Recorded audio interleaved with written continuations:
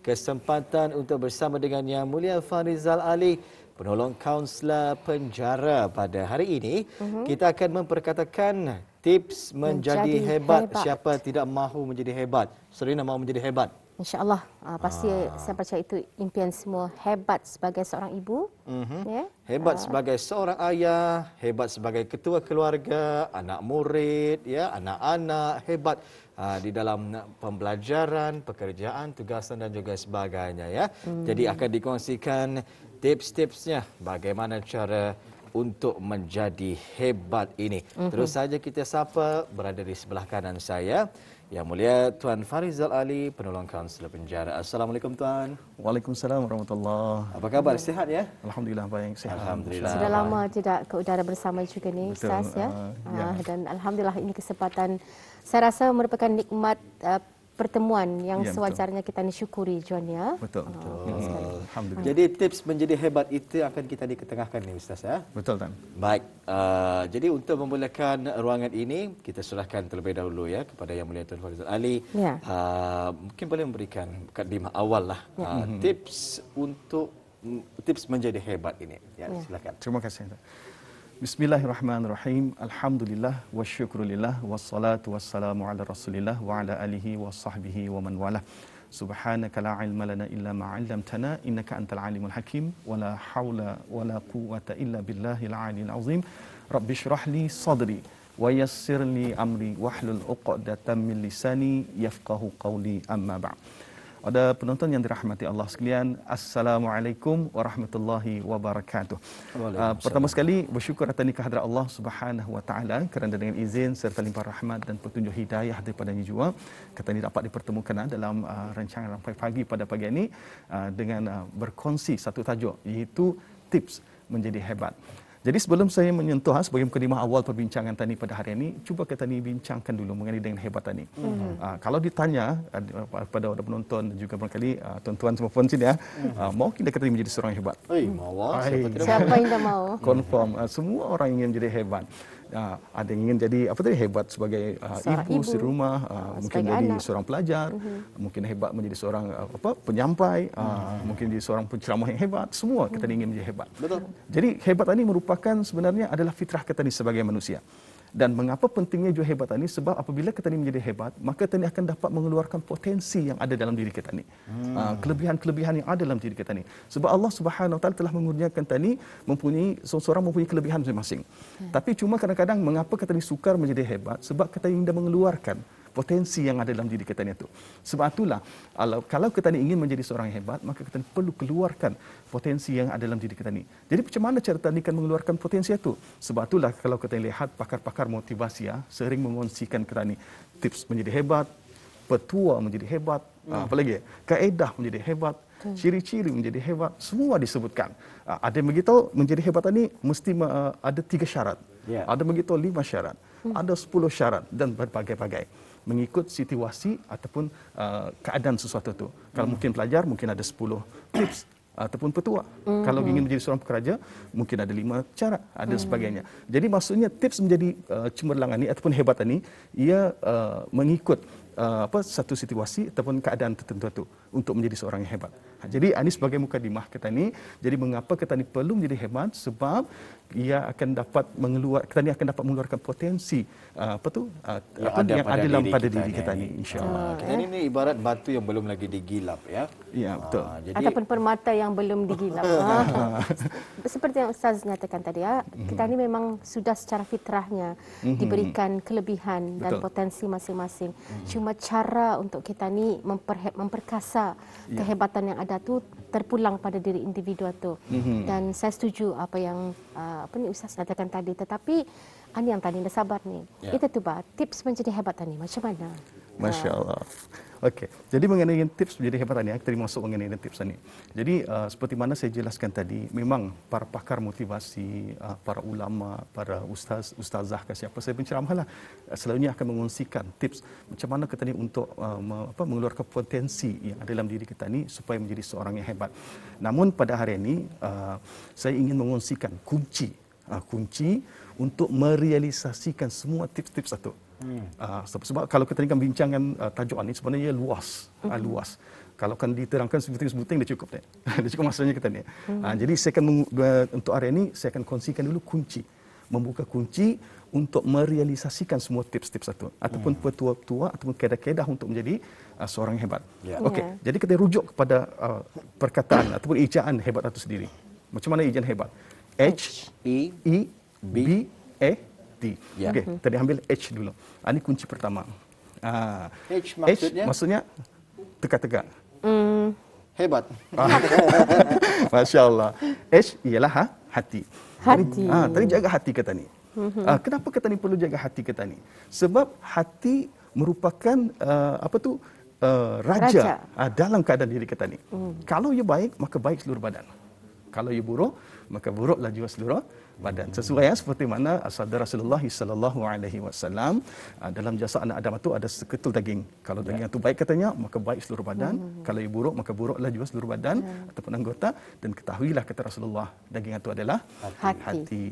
Jadi hati ini memainkan peranan yang sangat penting. Kenapa hati memainkan peranan yang sangat penting? Pertama, kita ni perlu faham. Allah menilai kita ni melalui dua perkara, iaitu amalan dan hati kita ni. Dua perkara ini yang ada Allah nilai.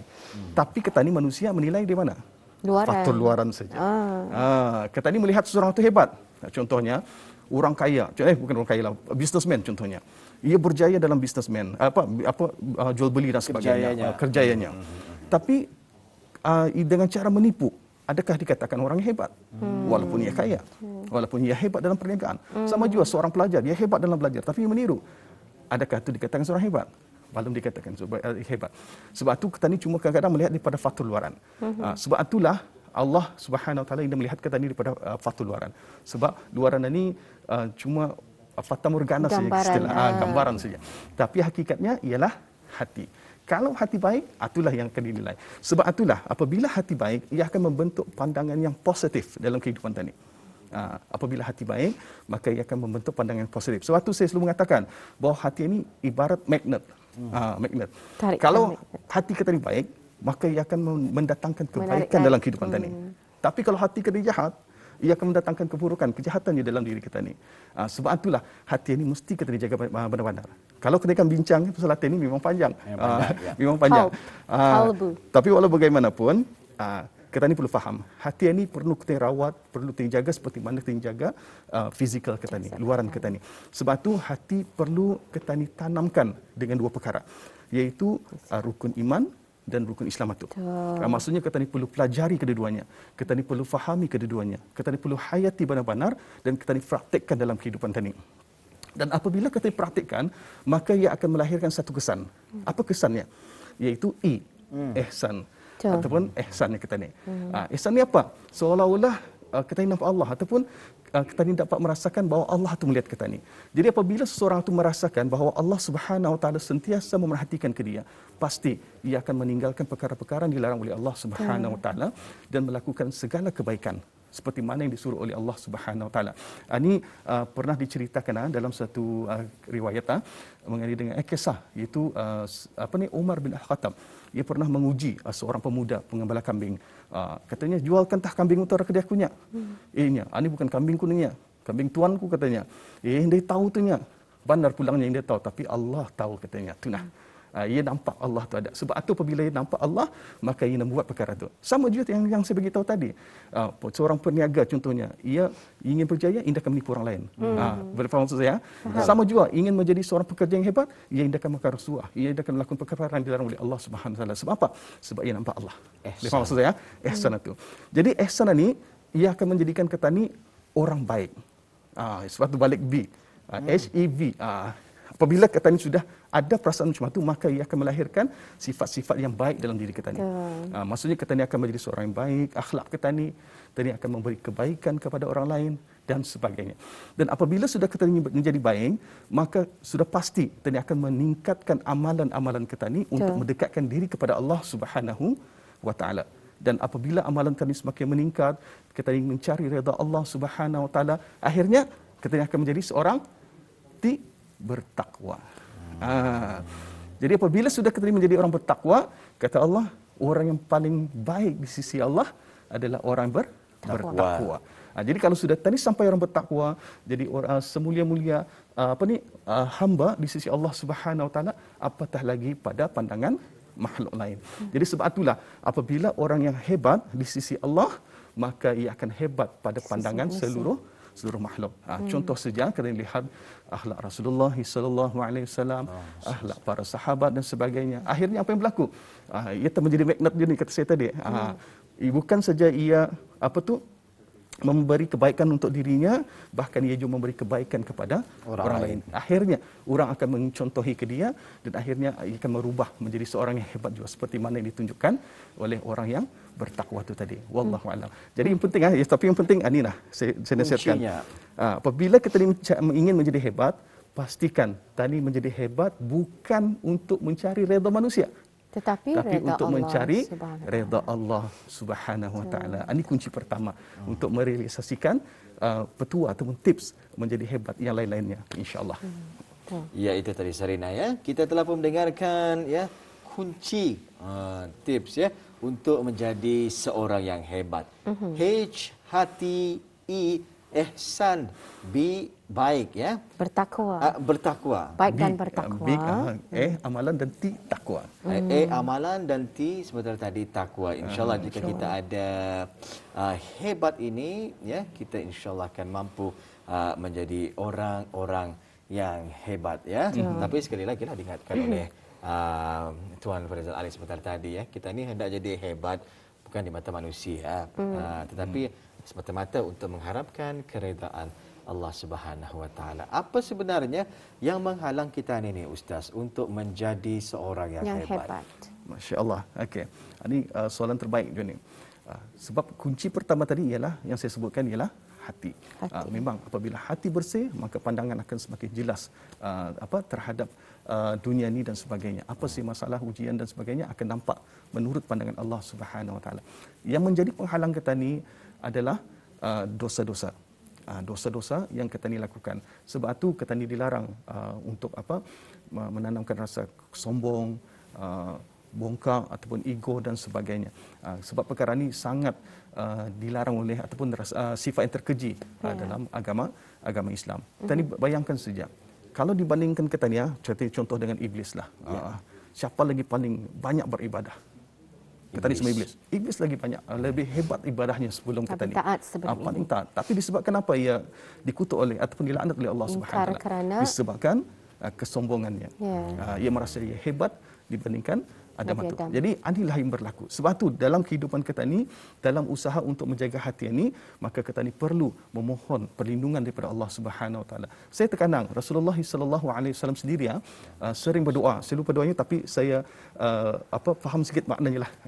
Rasulullah selalu berdoa, ya Allah katanya, jangan kau serahkan diriku terhadap diriku. Melainkan berada di bawah pemeliharaanmu, perlindunganmu ya Allah, kata Rasulullah. Sebab apa? Sebab kita ini akan dapat mengawal diri kita ni, melainkan dengan pertolongan Allah Subhanahu Wa Taala. Sebab tu segala-galanya mesti kita serahkan kepada Allah. Segala perbuatan yang kita lakukan, niatkan kerana Allah Subhanahu Wa Taala. Insya-Allah apabila kita niatkan kerana Allah, pasti kita ni akan sentiasa mendapat petunjuk dan perlindungan dan pemeliharaan daripada Allah Subhanahu Wa Taala. Itu penting. Kalau kita lihat definisi kepada hebat itu sendiri cukup besar, bermula dengan hati yang merupakan raja kepada seluruh anggota kita ni. Saya percaya kalau mendengarkan tazkirah-tazkirah yang oleh Ustaz, ada sisipan doa-doa yang boleh kita diamalkan harian. Dalam hal kita ni untuk menjadi seorang yang hebat, yang sentiasa lurus, anjuran kita berjalan, melangkah di jalan agama kita ni untuk mengharap kepada redha Allah, agar hati kita ni itu sentiasa teguh dan istiqamah dalam setiap amalan dan ketakwaan yang kita lakukan. Mungkin ada doa ataupun zikir-zikir yang boleh kita amalkan setiap hari selain daripada memohon keafiatan dan perlindungan. Okey, alhamdulillah. Mengenai doa ni sebenarnya kalau kita ni negara Islam, memang termasuk salah satu doa ni.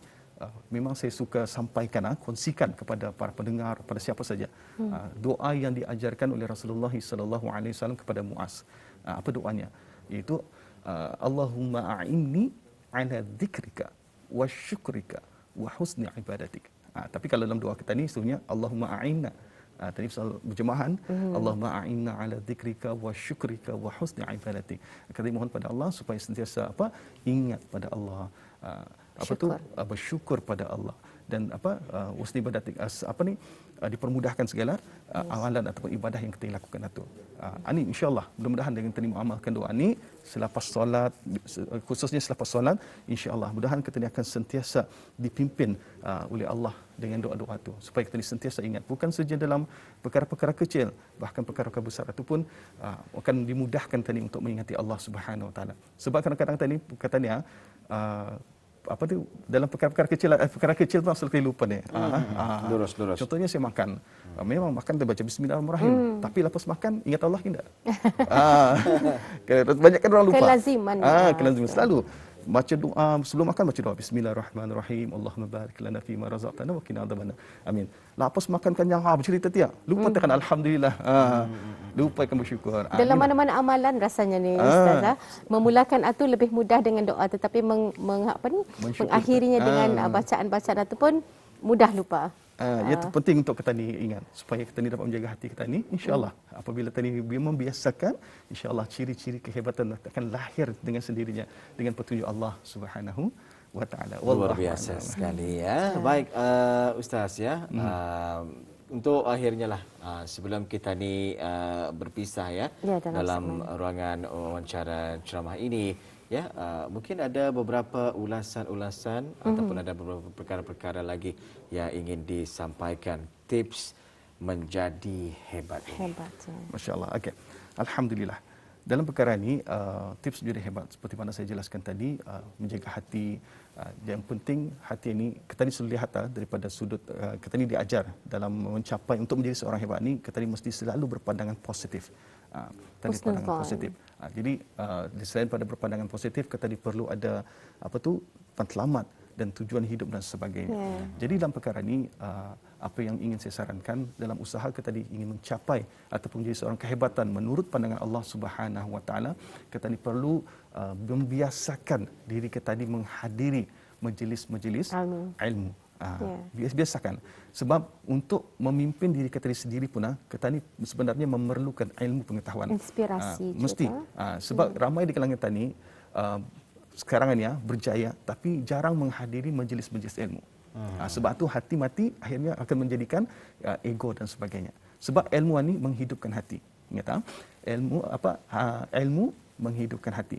Jadi apabila kita sentiasa menghadiri majlis-majlis ilmu, maka insya-Allah hati kita akan sentiasa hidup dan apabila sentiasa hidup, maka ilmu yang kita tuntut itu adalah ilmu mengenal Allah dan sebagainya. Insya-Allah kita akan memahami matlamat kehidupan kita ni menurut pandangan Allah Subhanahu Wa Taala, dan kita akan sentiasa mendapat petunjuk daripada Allah Subhanahu Wa Taala seperti mana yang kita diminta selalu dalam ibadah kita ni, terutama sekali solat. Alhamdulillah ya. Mudah-mudahan. Satu lagi ni Ustaz, sebelum kita ni berpisah, siapa yang boleh dikatakan orang yang hebat?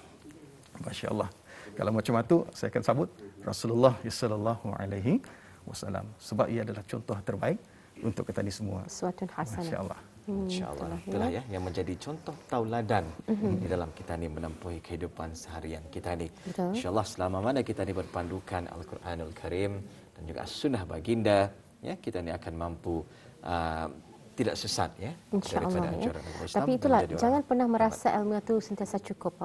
Akan kerana dengan seperti yang Ustaz nyatakan tadi, meringankan hati itu untuk menghadiri majlis-majlis ilmu. Kalau kita lihat kemudahan kita ni masa ni dengan orang antara hikmah yang kita ni lihat dan rasakan sendiri kerana teranah di rumah dan seumpamanya, acara-acara program-program keagamaan itu lebih terbuka diadakan secara virtual.